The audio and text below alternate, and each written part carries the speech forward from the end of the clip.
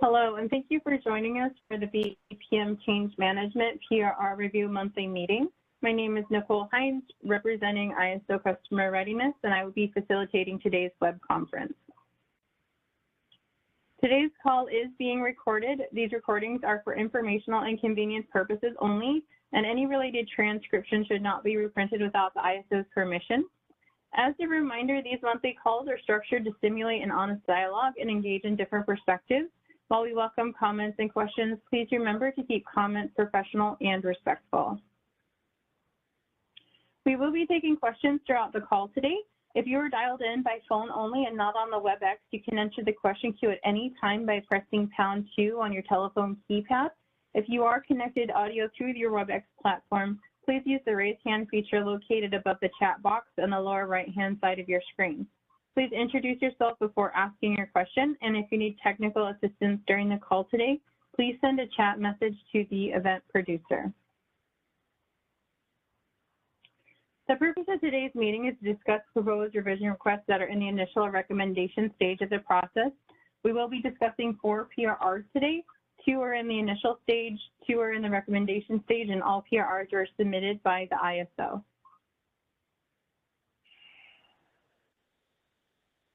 The purpose of the BPM is to set forth business practices that implement the ISO tariff, and each year we conduct a yearly policy roadmap to consider and rank initiatives.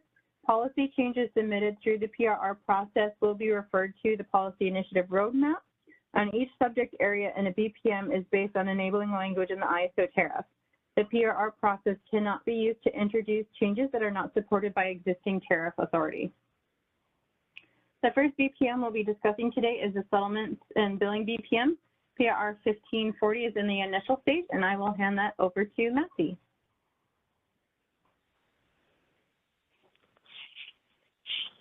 Thank you, Nicole. Hello, everyone. My name is Masih Ahmadi. I am going to be going over the PRR 1540 for settlements. So the PRR was originally initiated via city ticket. We've made the correction to a couple of BPMs, and the correction has to do with the typo in a variable name. Now, this variable name is correct in bill determinant matrix and settlement system. So it's just a correction on the BPM guide itself, and that's all. And we haven't received any initial comments. The initial comment period expires November 14, 2023. Next step is post-recommendation. Any questions?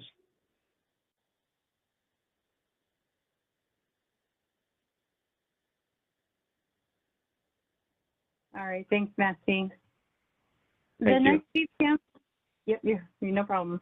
The next BPM we'll be discussing is the Credit Management and Market Clearing BPM. PRR 1538 is in the recommendation stage, and I will hand that over to Christina.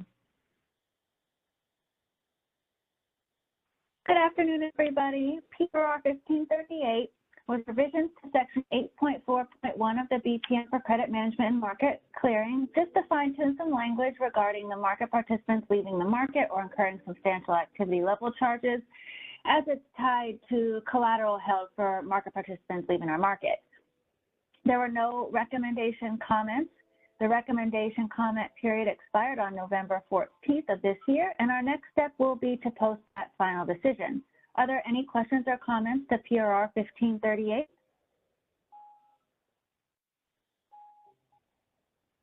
Okay, great. Thank you, everybody.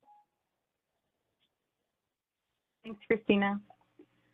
The next BPM is our Market Operations BPM. PRR 1541 is in the initial stage. So PRR 1541 was the update to allow pseudo-tie resources to be part of a co-located aggregate capability constraint. The reason for this is interconnection customers or the pseudo-tie generating facility may elect to have co-located resource modeled utilizing aggregate capability constraints or ACCs, and this is located at its point of interconnection. We did not receive any initial comments. The initial comment period expired on November 14th, and the next step is to post recommendations. Are there any questions?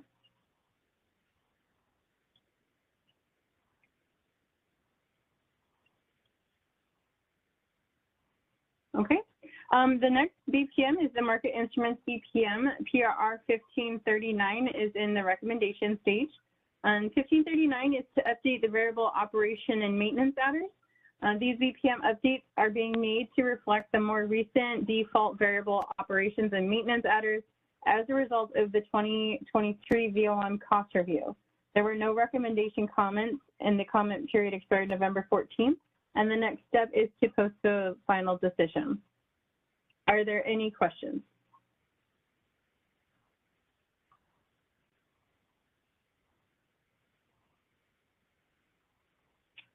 All right, no, I'm not seeing any. It was a shorter meeting today. We don't have any additional PRRs that are in the recommendation stage. Oh, I see a hand raised for Rianne. Can we unmute her line? Oh, the hand was lowered. Okay, if there are no other questions or concerns, our next BPM meeting is December 19th at 11 a.m. Oh, hi, yeah, go ahead. Rianne Quadro with Gridwell Consulting. I actually wanted to ask if you have an idea of the schedule for the draft BPM language related to the transmission service and market scheduling priority policy. Do you have the PRR number for that? No, there hasn't been a PRR number for it yet, but it should be coming forward from the CAISO as a matter of supporting that initiative. And so I'm wondering if there is a BPM owner on the call who can speak to the timeline for that. So there isn't anyone on the call right now that would have that answer. I can take it back to my internal team. You said it was for the transmission service, and could you repeat the full policy for me, please? Yes, transmission service and market scheduling priority.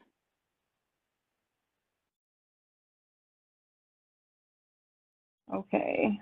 All right. So I will find out for you, and I'll send you an email. And what company did you say you're with again? Gridwell Consulting. Well, all right. Thank you. So I will look up that information and I will send that to you.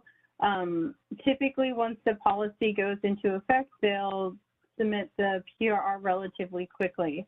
As far as general timeline, it is a 2-month process before that language goes into effect, unless it is retroactive or an emergency. So we're looking at a couple of months, but I'll find out more information and send that out to you. I appreciate Nicole? that. Thank you so much. Nicole? Yeah. Hi, this is Massey.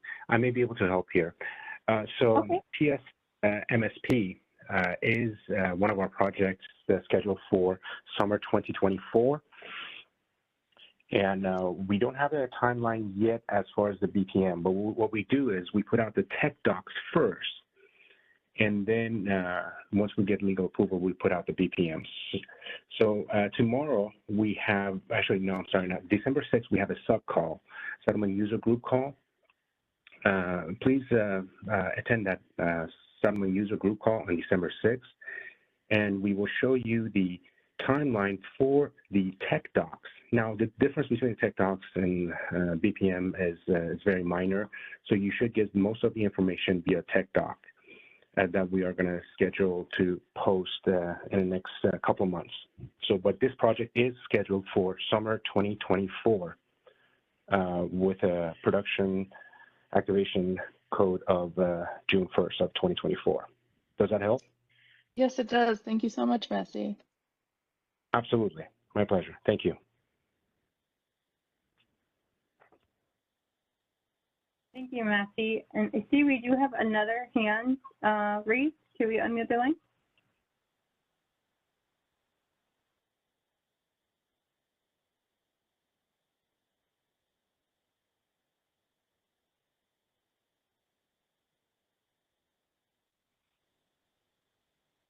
Hello? Hi, go ahead. Okay, great. My name is Tanisha. I'm from Tucson Electric Power. I think this may just be a process-related question. I noticed on the PRRs that we reviewed today,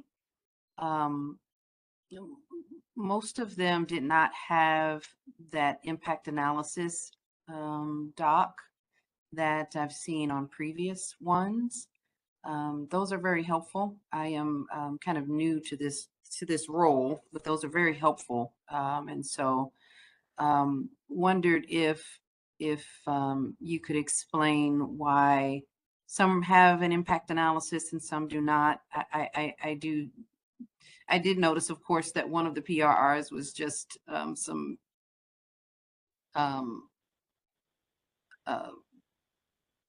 grammatical or wording fixes and things like that. So that I get, but are there times when is there a specific time in your process where an impact analysis is going to be given?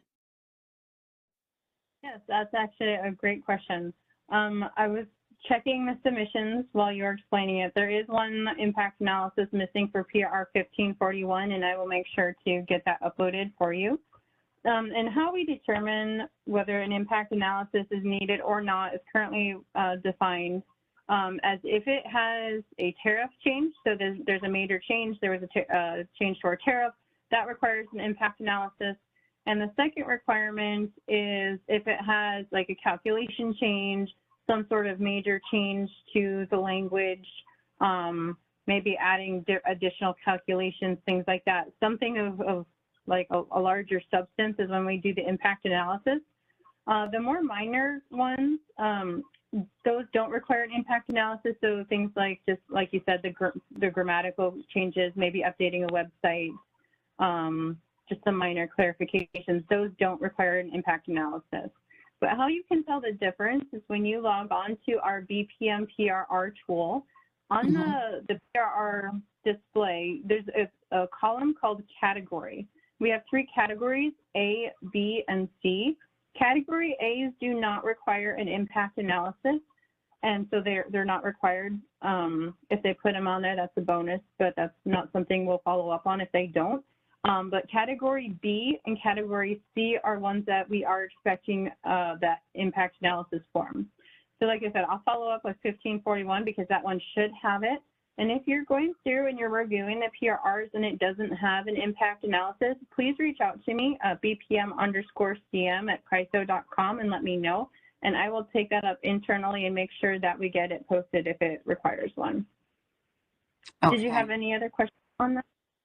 That 1539, is there an impact analysis for that one?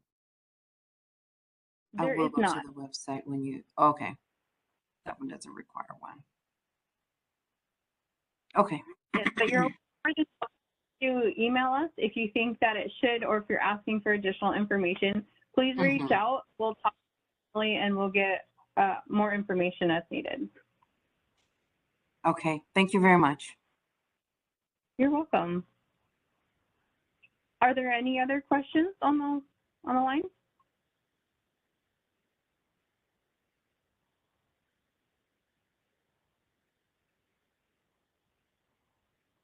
Okay, I don't see any other hands raised.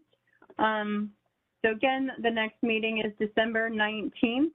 Due to the holiday, we don't have BPM meetings on dates of major holidays. It's at 11 a.m. Questions, comments, or concerns, please email us at bpm_cm@CAISO.com. And, oh, I do see one more hand that popped up. Can we please unmute Starline? Yeah, Jessica Zano, Puget Sound Energy. Thank you. Just following on the previous commenters' questions, who determines the categorization A, B, and C? And it might be in the BPM. I haven't checked for change management. So that's a good question. So when whoever is creating the BPM internally, those are the coordinators. They're the ones that are determining what category it is. And like I said previously, if you have questions about that or think it might be more substantial, if it's labeled an A and you think it should be a B or a C, please bring that to our attention and I can confirm internally for you. Okay, and when you say bring that to your attention, do you mean in the, like, it has to be in the pre-recommendation phase or in the early phases? Anytime you see it, as long as it's in the initial or the recommendation stage, we can always make changes. Once it gets to final decision, if there have been no comments or concerns received, there's not really a lot of changes that can happen at that time outside of submitting an appeal. Okay, thank you very much. You're welcome. All right, last call for any additional questions.